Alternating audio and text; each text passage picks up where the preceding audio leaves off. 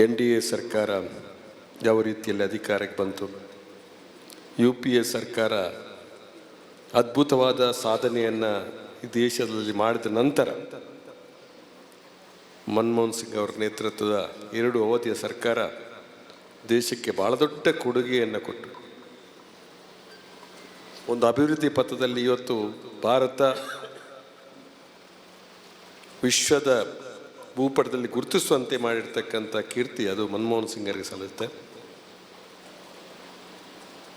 ನಾವು ಸ್ವಾತಂತ್ರ್ಯ ಪಡೆದ ನಂತರ ನಮ್ಮ ದೇಶ ಅನೇಕ ಸಮಸ್ಯೆಗಳಿತ್ತು. ಆ ಸಮಸ್ಯೆಗಳನ್ನ ಜವಾಹರ್ಲಾಲ್ ನೆಹರೂರವರ ನಾಯಕತ್ವದಲ್ಲಿ ಅನೇಕ ಈ ದೇಶಕ್ಕೆ ಬೇಕಾದಂಥ ಮೂಲಭೂತ ವ್ಯವಸ್ಥೆಗಳ ಬಗ್ಗೆ ಗಮನ ಕೊಟ್ಟು ದೇಶದ ಪ್ರಗತಿಯ ದೊಡ್ಡ ಹೆಜ್ಜೆಯನ್ನಿಟ್ಟ ನಂತರ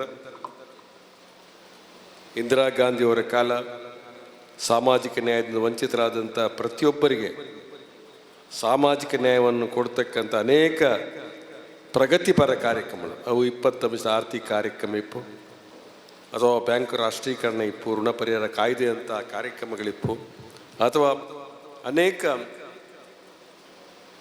ಜನರಿಗೆ ಬೇಕಾಗಿರ್ತಕ್ಕಂಥ ಅನೇಕ ಕಾರ್ಯಕ್ರಮವನ್ನು ಕೊಟ್ಟು ಬಹುಶಃ ಬಡವರನ್ನ ಸಬಲೀಕರಣ ಮಾಡ್ತಕ್ಕಂಥ ದೊಡ್ಡ ಕೆಲಸವನ್ನು ಇಂದಿರಾ ಗಾಂಧಿ ಕಾಲದಲ್ಲಿ ಮಾಡಿದ ನಂತರ ರಾಜೀವ್ ಗಾಂಧಿಯವರ ಅಧಿಕಾರದ ಸಂದರ್ಭದಲ್ಲಿ ತೃತೀಯ ಜಗತ್ತಿನಲ್ಲಿ ಭಾರತವನ್ನು ಒಂದು ದೊಡ್ಡ ಶಕ್ತಿಶಾಲಿ ದೇಶವನ್ನಾಗಿ ಮಾಡುವಂಥ ಪ್ರಯತ್ನದಲ್ಲಿ ಸಾಕಷ್ಟು ಅಭಿವೃದ್ಧಿಯನ್ನು ಪಡ್ಕೊಂಡು ಮನಮೋಹನ್ ಸಿಂಗ್ ಅವರ ಸರ್ಕಾರ ಬಹುಶಃ ಆಧುನಿಕ ಸಮಾಜಕ್ಕೆ ಏನು ಅವಶ್ಯಕವಾಗಿ ಬೇಕಾಗಿದೆ ಅದನ್ನೆಲ್ಲವನ್ನು ಪೂರೈಸ್ತಕ್ಕಂಥ ಕೆಲಸವನ್ನು ಮಾಡಿ, ಏನೋ ನಮ್ಮ ಗ್ರಹಚಾರ ಸುಳ್ಳು ಅಪಪ್ರಚಾರಗಳು ಬಹುಶಃ ಅಣ್ಣಾ ಹಜಾರೆ ಅವರನ್ನು ಉಪವಾಸ ಕೂತ್ಕೊಳ್ಳಿಸಿ RSSನವರ ಒಂದು ಕುತಂತ್ರದ ಮೇಲೆ ಬಹುಶಃ ಅಧಿಕಾರ ಬಿಟ್ಟುಕೊಡಬೇಕಾದ ಒಂದು ಸಂದರ್ಭದಲ್ಲಿ ಜಯಪ್ರಕಾಶ್ ನಾರಾಯಣ್ ಅವರನ್ನು ಮುಂದಿಟ್ಟುಕೊಂಡು ಟೋಟಲ್ ರೆವಲ್ಯೂಷನ್ ಅಂತೇಳಿ ಬದಲಾವಣೆ ಬೇಕು ಅಂತೇಳಿ ಸರಿ ಬದಲಾವಣೆ ಬಂತು. 2ನೇ ಬದಲಾವಣೆ ಬಹುಶಃ ಅದು ದೇಶಕ್ಕೆ ದೊಡ್ಡ ಆಪತ್ತನ್ನು ತಂದಿದೆ ಅಂತ ಹೇಳ್ತಕ್ಕಂಥ ಮಾತನ್ನು ಹೇಳಬೇಕಾಗಿದೆ. ಏನು ಅವರು ಭರವಸೆ ಕೊಟ್ಟಿದ್ದಾರೆ ಯಾವುದು ಕೂಡ ಅವರು ಮಾಡಲಿಲ್ಲ. ಅವರು ಒಂದು ನರೇಟಿವನ್ನು ಸೃಷ್ಟಿ ಮಾಡ್ತಾರೆ. ಏನು, ನಾ ಕಾವುಂಗ ನಾ ಕಾಣಿದೂಂಗ, ಜನರಿಗೆ ಅಷ್ಟು ಸಾಕಾಗಿತ್ತು. ನಾ ಕಾವುಂಗ ನಾವು ಕಾಣಿದೂಂಗ, ಅದು ಮುಗಿದೋಯ್ತು. ಆ ಒಂದು ಸ್ಲೋಗನ್ ಅದು ಮುಸುಕಾದ ನಂತರ, ಮಂಕಾದ ನಂತರ ಸಬ್ಕಾ ಸಾಥ್ ಸಬ್ಕಾ ವಿಕಾಸ್ ಅದು ಕೂಡ ಮಂಕಾದ ನಂತರ ಸಬ್ಕಾ ಸಾಥ್ ಸಬ್ಕಾ ವಿಶ್ವಾಸ್ ಅದೂ ಮಂಕಾಯಿತು. ಈಗ ಏನು ಭಾರತ? ವಿಕಸಿತ ಭಾರತ. ಈ ವಿಕಸಿತ ಭಾರತದ ಪ್ರಚಾರದಲ್ಲಿ ನಾವು ಈಗ ಮುಳುಗಿದ್ದೇವೆ. ಅದು ಒಂದು ಮುಸುಕಾದ ಮೇಲೆ ಇನ್ನೊಂದು ಯಾವುದೋ ಒಂದು ಹೊಸ ಹೆಸರನ್ನು ತರ್ತಾರೆ. ನಮಗೆ ಅದು ಸಾಕಾಗುತ್ತೆ. ಆದರೆ ನಾನು ಹೇಳ್ತೇನೆ, ನಾವೊಂದು ಬುದ್ಧಿವಂತರ ಜಿಲ್ಲೆಯವರು. ಖಂಡಿತವಾಗಿ ಬುದ್ಧಿವಂತರ ಜಿಲ್ಲೆ ಅಂತ ನಾವು ನಮ್ಮನ್ನು ಕರೆಸಿಕೊಳ್ಳುವುದಕ್ಕೆ ಜನ ನಾವು ಈ ದೇಶದ ಸಾಮಾಜಿಕ ಪರಿಸ್ಥಿತಿ ಅರ್ಥ ಮಾಡಿಕೊಂಡ್ರೆ ದಕ್ಷಿಣ ಕನ್ನಡ ಜಿಲ್ಲೆ ಎಷ್ಟು ಮುಂದುವರೆದ ಒಂದು ಊರು ದೇಶದಲ್ಲಿ ಖಂಡಿತ ಇಲ್ಲ.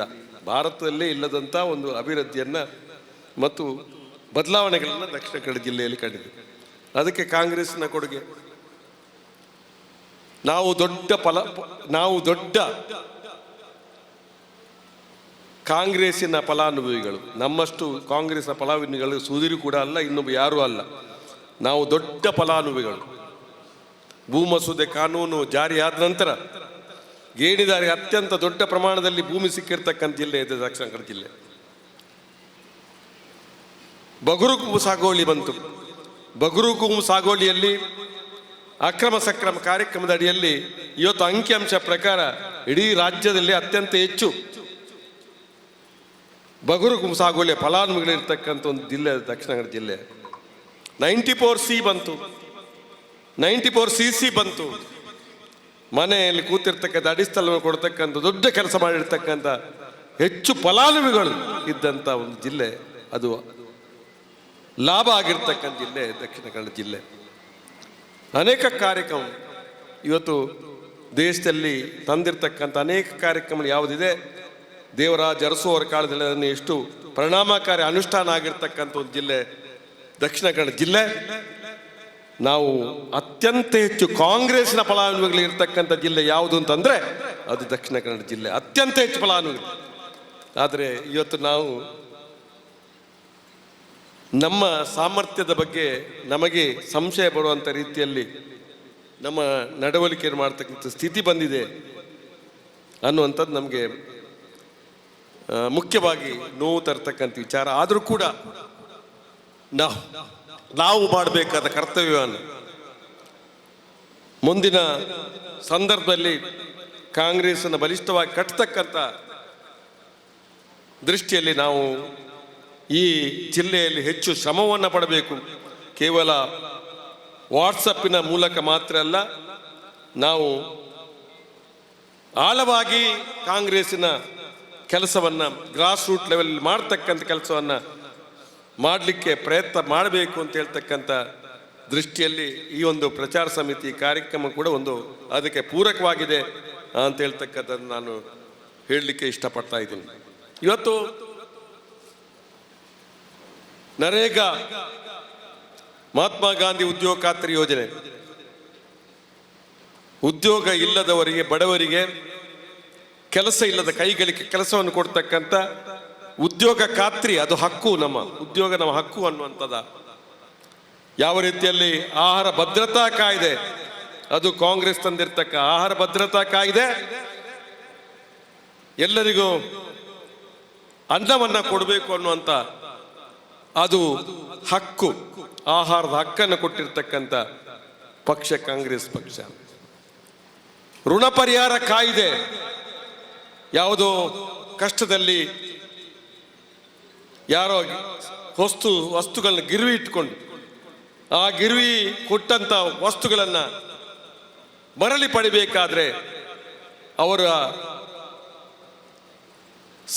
ಅವ್ರಿಗೆ ಕೊಡಬೇಕಾದ ದುಡ್ಡನ್ನು ಕೊಟ್ಟು ಪಡೆಯಬೇಕಾದ್ರೆ ಋಣ ಪರಿಹಾರ ಕಾಯ್ದೆಯಲ್ಲಿ ಅವರಿಗೆ ಸಾಲವನ್ನು ಮರುಪಾವತಿ ಮಾಡದೆ ಜಾಡೆ ಮಾಡಿರ್ತಕ್ಕಂಥ ದೊಡ್ಡ ಕಾಯ್ದೆ, ಅದು ಋಣ ಪರಿಹಾರ ಕಾಯ್ದೆ. ನಮ್ಮ ಸರ್ಕಾರದ ಮೇಲೆ ನಿಮಗೇನು ಸಂಶಯ ಇದ್ರೆ ಮಾಹಿತಿ ಹಕ್ಕಿನ ಮೂಲಕ ಅದನ್ನು ಪಡ್ಕೊಳ್ಬೇಕು ಅಂತೇಳಿ ಮಾಹಿತಿ ಹಕ್ಕನ್ನು ಕೊಟ್ಟಿರ್ತಕ್ಕಂಥ ಅದು ಒಂದು ಕಾಯ್ದೆ, ಅದು ಒಂದು ಕಾಯ್ದೆ. ಶಿಕ್ಷಣದ ಒಂದು ಹಕ್ಕು, ಶಿಕ್ಷಣದ ಒಂದು ಹಕ್ಕು, ಕಡ್ಡಾಯ ಶಿಕ್ಷಣ ನೀತಿ ಅಂತಿತ್ತು. ಅದರ ನಂತರವೂ ಕೂಡ ಸಾಕಷ್ಟು ಮಂದಿಗೆ ಶಿಕ್ಷಣ ಇಲ್ಲದೆ ಇರ್ತಕ್ಕ ಸಂದರ್ಭದಲ್ಲಿ ಶಿಕ್ಷಣದ ಹಕ್ಕನ್ನು ಕೊಟ್ಟಿರ್ತಕ್ಕಂಥದ್ದು, ಅದು ಕೂಡ ಒಂದು ಕಾಯ್ದೆ. ಇವತ್ತು ನಾನು ಮಂತ್ರಿ ಆಗಿದೆ, ವನ್ಯಜೀವಿ ಸಂರಕ್ಷಣಾ ಅದು ಒಂದು ಕಾಯ್ದೆ, ಅರಣ್ಯ ಸಂರಕ್ಷಣೆ ಅದು ಒಂದು ಕಾಯ್ದೆ. ಹಾಗೆಯೇ ಅರಣ್ಯವಾಸಿಗಳಿಗೆ ತೊಂದರೆ ಆಗದೆ ಇರಬೇಕು ಅಂತೇಳಿ ಅರಣ್ಯ ಹಕ್ಕುಗಳ ಕಾಯ್ದೆ. ಎಷ್ಟೋ ಕಾಯ್ದೆಗಳು, ಕಾಯ್ದೆ ಅಂತ ಹೇಳಿದ್ರೆ ಕಡ್ಡಾಯವಾಗಿ ಅದು ಆಗಲೇಬೇಕು. ಮಾಡಿರ್ತಕ್ಕಂಥ ಏನು ಕಾರ್ಯಕ್ರಮ ಹೇಗೆ ಅಂತ ಹೇಳಿದ್ರೆ ಕಾಯ್ದೆ ಅಂತ ಹೇಳಿದ್ರೆ ಅದು ಅನುಷ್ಠಾನ ಆಗದೆ ಇರಲಿಕ್ಕೆ ಸಾಧ್ಯ ಇಲ್ಲ. ಕಾಯ್ದೆ ಇವತ್ತು ಬಡವರಿಗೆ ಬೇಕಾಗಿ, ಜನರಿಗೆ ಬೇಕಾಗಿ, ಸಮಾಜಕ್ಕೆ ಬೇಕಾಗಿ ಬಹಳಷ್ಟು ಕಾಯ್ದೆಗಳು ತಂದಿರ್ತಕ್ಕಂಥ ಒಂದು ಪಕ್ಷ ಅದು ಕಾಂಗ್ರೆಸ್ ಪಕ್ಷ. ಇವತ್ತು ಕಾಂಗ್ರೆಸ್ ಪಕ್ಷ ಯಾವಾಗ ಅಧಿಕಾರಕ್ಕೆ ಬಂದ ಬಡವರಿಗೆ ಬೇಕಾದ ಕಾರ್ಯಕ್ರಮವನ್ನು, ಅದು ಅನ್ನಭಾಗ್ಯ ಇರ್ಬೋದು, ಅದು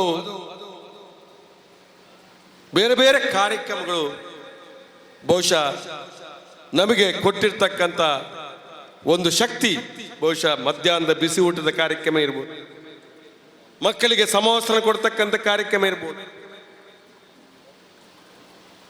ಬೇಕಾದಂಥ ಸಮಾಜದಲ್ಲಿ ಧರ್ಮಾರ್ಥ ಪುಸ್ತಕ ಕೊಡ್ತಕ್ಕಂಥ ಇನ್ನೊಂದು ಮತ್ತೊಂದು ಇರ್ಬೋದು.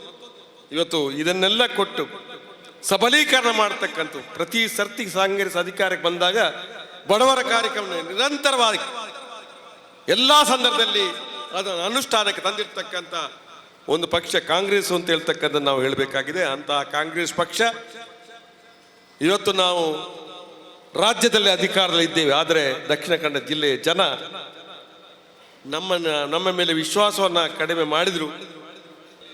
ಈ ಜಿಲ್ಲೆಯ ಕಾಂಗ್ರೆಸ್ಸಿನ ಶಕ್ತಿಯನ್ನು ವೃದ್ಧಿಸ್ತಕ್ಕಂಥ ದೃಷ್ಟಿಯಲ್ಲಿ ನಾವು ಎಲ್ಲರೂ ಕೂಡ ಹೋರಾಟ ಮಾಡಬೇಕಾಗಿದೆ ಅಂತಕ್ಕಂಥ ಮಾತನ್ನು ಹೇಳ್ತಾ ನಾನು ಹೆಚ್ಚಿಗೆ ಮಾತಾಡಲಿಕ್ಕೆ ಹೋಗದೆ ಈ ಒಂದು ಪ್ರಚಾರ ಸಮಿತಿ ಕಾರ್ಯಕ್ರಮಕ್ಕೆ ಬಂದಿರತಕ್ಕಂಥ ಎಲ್ಲರೂ ವಂದಿಸಿ ನನ್ನ ಮಾತು ಮುಕ್ತಾಯ ಮಾಡ್ತೇನೆ.